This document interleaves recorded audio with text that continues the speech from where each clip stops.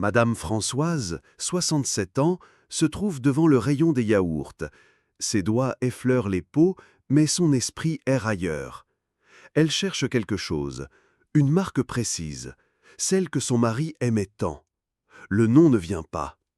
Elle reste là, immobile, tandis que d'autres clients la contournent.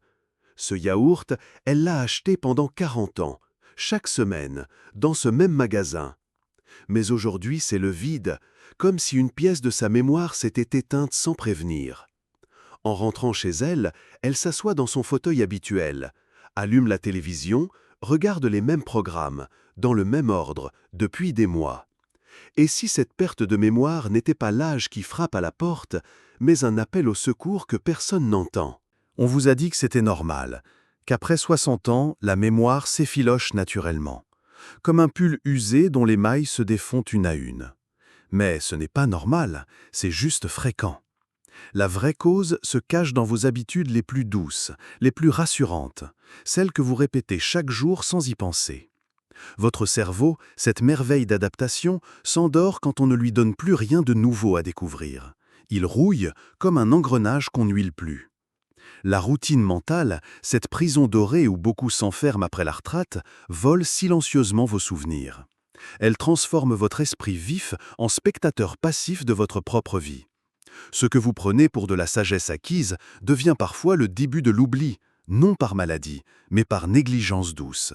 Si ces mots répandus après 60 ans freinent votre mémoire, et surtout, comment rallumer cette étincelle d'apprentissage que vous croyez éteinte?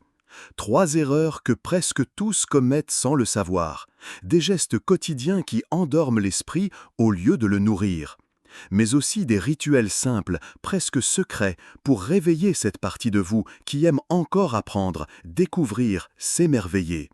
Si ces mots résonnent en vous, si vous reconnaissez cette fatigue mentale qui s'installe doucement, laissez un cœur en commentaire. Ce n'est pas pour l'ego, c'est pour que d'autres puissent voir cette vérité, pour qu'ils sachent qu'ils ne sont pas seuls dans ce brouillard silencieux. Votre cerveau fonctionne comme un muscle, mais un muscle particulier. Plus vous l'utilisez de manière variée, plus il se renforce. Plus vous le laissez dans la routine, plus il s'affaiblit. Les neurosciences le confirment. Après 60 ans, votre cerveau produit encore de nouvelles connexions, des ponts invisibles entre vos neurones, mais seulement si vous lui donnez matière à construire. Imaginez votre mémoire comme une bibliothèque. Chaque nouveau geste, chaque apprentissage, chaque surprise ajoute un livre sur les étagères. Mais si vous ne lisez que les mêmes pages, jour après jour, les autres livres se couvrent de poussière. La neuroplasticité, cette capacité qu'a votre cerveau à se remodeler, ne s'arrête jamais, même à 60 ans, même à 80 ans. Ce qu'on appelle perte de mémoire liée à l'âge cache souvent une simple vérité. Un cerveau qui s'ennuie finit par dormir debout. Le corps ne parle pas, il chuchote. Et ses premiers murmures sont si discrets qu'on les confond avec la fatigue normale. Vous cherchez vos clés plus souvent qu'avant. Vous oubliez le prénom de la nouvelle voisine après 3 conversations. Vous relisez la même phrase 2 fois dans votre livre sans la retenir. Vous entrez dans une pièce et oubliez pourquoi vous y êtes venu. Vous racontez la même anecdote à votre fils sans vous souvenir l'avoir déjà racontée la semaine dernière. Ces petits blancs, ces hésitations, ces mots qui restent sur le bout de la langue, ce ne sont pas des signes de vieillissement, ce sont des signaux d'alarme silencieux. Votre cerveau vous dit qu'il a soif, soif de nouveautés, soif de défis, soif de ces petites surprises qui le maintiennent en éveil.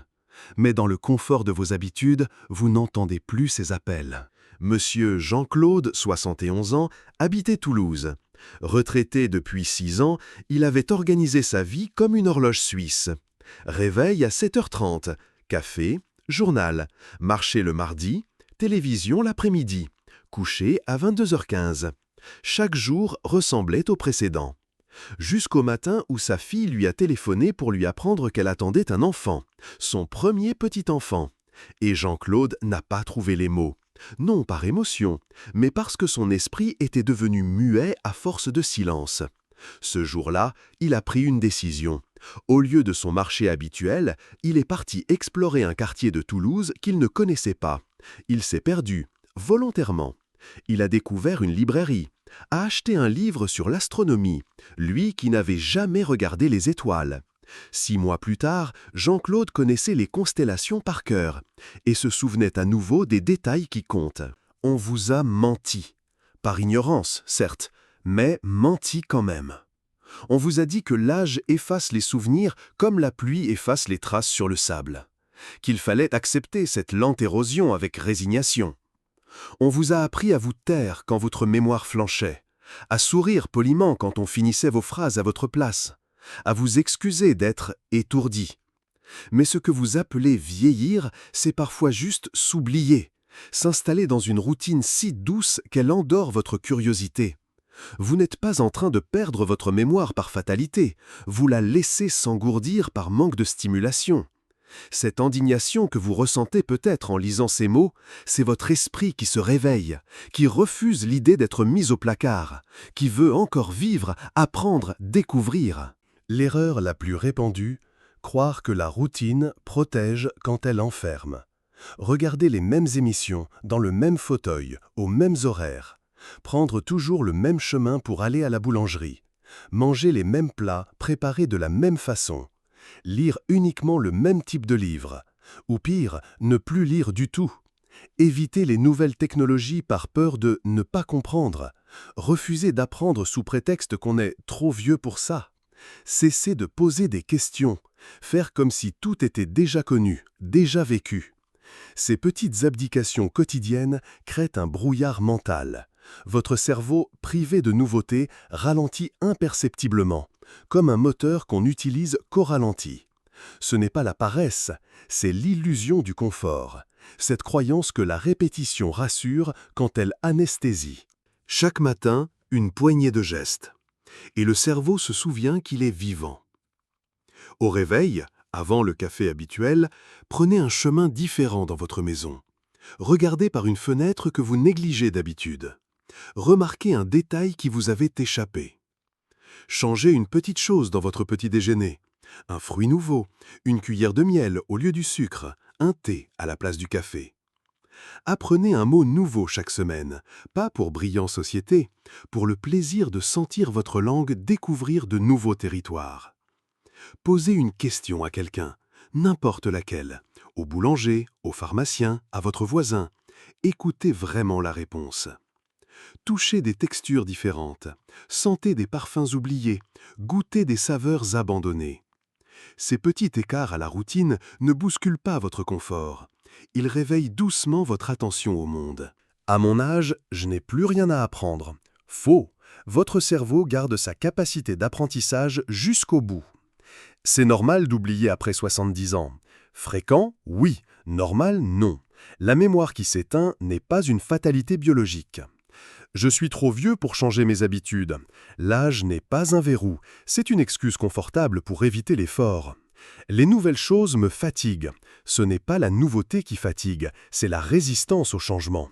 Ce qui vous épuise vraiment, c'est la répétition sans conscience, cette façon de vivre en pilote automatique qui vide les journées de leur substance. Ce n'est pas la douleur qui vous ralentit, c'est la répétition de l'ignorance, cette habitude de ne plus rien attendre de la vie. Votre mémoire n'est pas un vieux coffre rouillé, c'est un jardin qui attend qu'on s'en occupe. 3 semaines après avoir changé quelques habitudes, les premiers signes apparaissent. Subtils mais réels. Vous retrouvez le nom de cette actrice qui vous échappait depuis des mois. Vous vous souvenez spontanément de la liste de courses sans papier. Vous suivez une conversation complexe sans décrocher. Vous racontez une histoire sans chercher vos mots. Votre sommeil devient plus profond, votre réveil plus clair.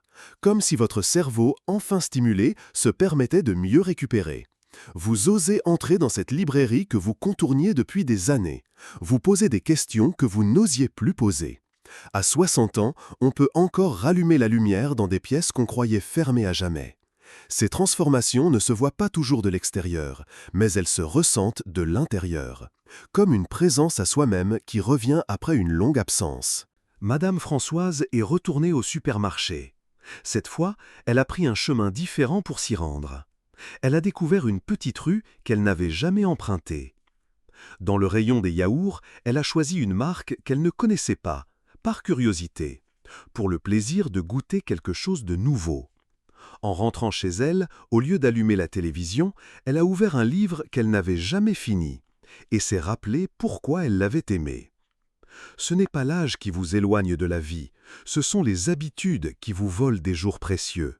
Ces routines si douces qu'elles endorment votre curiosité naturelle. Votre mémoire attend, patiente, espère que vous lui donnerez enfin matière à se nourrir. Aimez cette vidéo si elle a résonné en vous. Commentez ce que cela vous a rappelé de votre propre histoire. Partagez avec quelqu'un qui mérite encore d'espérer, qui a le droit de savoir que la mémoire se cultive, se réveille, se ranime. Vous n'êtes pas trop vieux pour recommencer à apprendre, vous êtes juste assez sage pour savoir que chaque jour compte.